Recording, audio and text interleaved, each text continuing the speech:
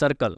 Geometry के इस 5th chapter circle यानी वृत्त में मैं आपको बताऊंगा सर्कल, सेंटर, रेडियस, कोड, आर्क, सेक्टर और सेगमेंट के बारे में। सर्कल की सारी प्रॉपर्टीज, सर्कल का सरकमफ्रेंस, पाई की value, length of arc, area of circle, area of sector, area of segment, area of combined plane figures, ये सारे टॉपिक कवर होंगे। इससे पहले के 4 chapters lines and angle, triangle, trigonometry और क्वाड्रिलेटरल्स हो चुके हैं, जिसकी डिटेल वीडियो आप मेरे चैनल पर जाकर देख सकते हैं। ये वीडियो हिंदी मीडियम और इंग्लिश मीडियम दोनों के हिसाब से बनाई गई है।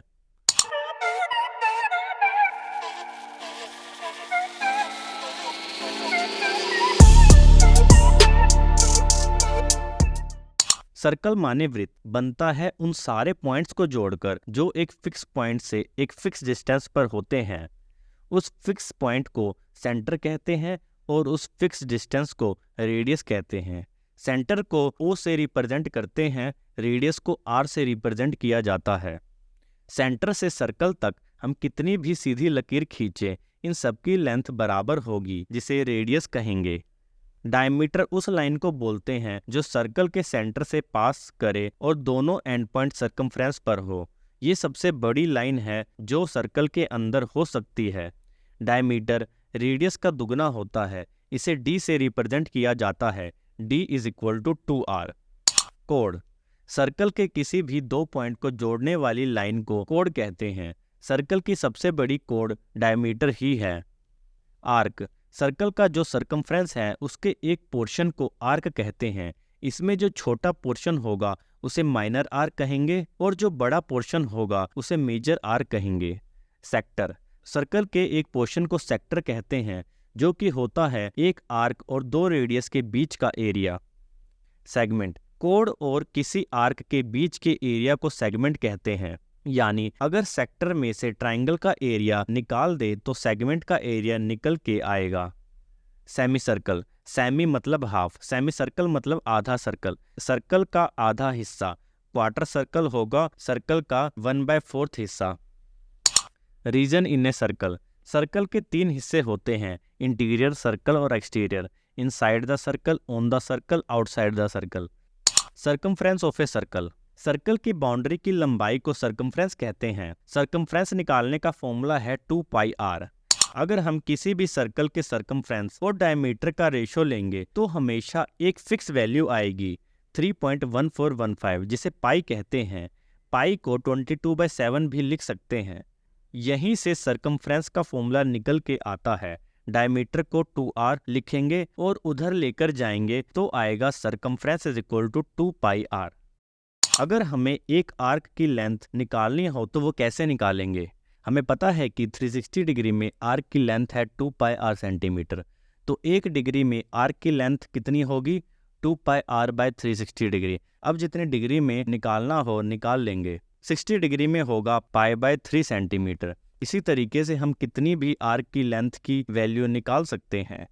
Area of circle, area of circle होता है सर्कल की बाउंड्री के अंदर का एरिया और इसको निकालने का फॉर्मूला होता है πr²।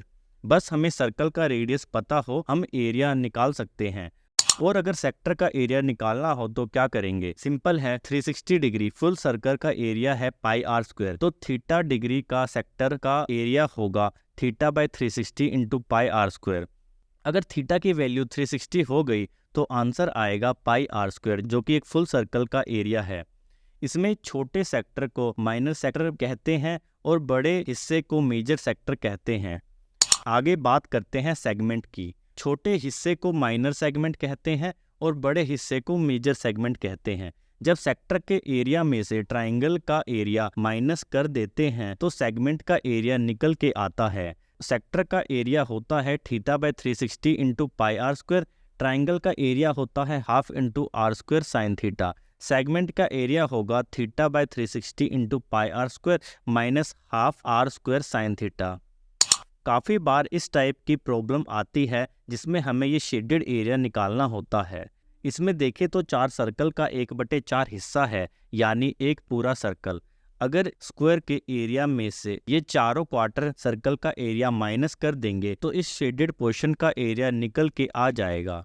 स्क्वायर का area 2r into 2r minus 4 into 1/4 pi r square. इस फिगर की बात करें तो स्क्वायर के एरिया में माइनस करना होगा 4 सर्कल के एरिया को।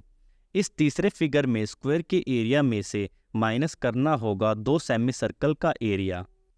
अब बात करते हैं सर्कल की 4 मज़ेदार प्रॉपर्टी की। Equal code subtends equal angle at the centre.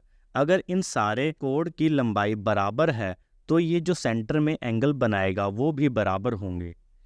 दूसरा, angle subtended by the code at the centre of the circle is twice the angle subtended bye it at any point on the circumference. ये code या segment अगर circumference पर angle theta बनाता है तो यही code centre पर angle 2 theta बनाएगा। सेंटर पर डबल एंगल सबटेंड होगा। तीसरी property, perpendicular drawn from centre to the code bisect the code. Circle के सेंटर से किसी भी कोड पर परपेंडिकुलर डालेंगे तो वो कोड के एकदम बीचम बीच में टकराएगा, या फिर अगर कोड के सेंटर से अगर 90 डिग्री पर लाइन ड्रॉ करे तो वो सेंटर से पास होगा। चौथी प्रॉपर्टी, इक्वल कोड are equidistant from the centre. अगर कोड की लंबाई बराबर है तो उनकी सेंटर से दूरी भी बराबर होगी। उन सभी क्वाड्रिलेटरल को साइक्लिक क्वाड्रिलेटर कहेंगे जिसकी चारों वर्टिसेस सर्कल के सर्कमफ्रेंस को टच करें। और सर्कल के सर्कमफ्रेंस को टच कब करेगा?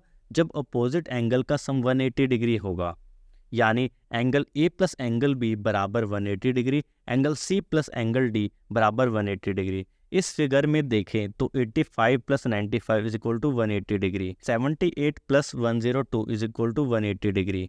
यानी ये क्वाड्रिलेटरल एक साइक्लिक क्वाड्रिलेटरल है, यानी एक सर्कल ऐसा है जो इस क्वाड्रिलेटरल की चारों वर्टिसेस को टच करता है। अब आगे हम पढ़ेंगे हमारा लास्ट टॉपिक 3 डायमेंशनल ज्योमेट्री। मिलते हैं अगली वीडियो में।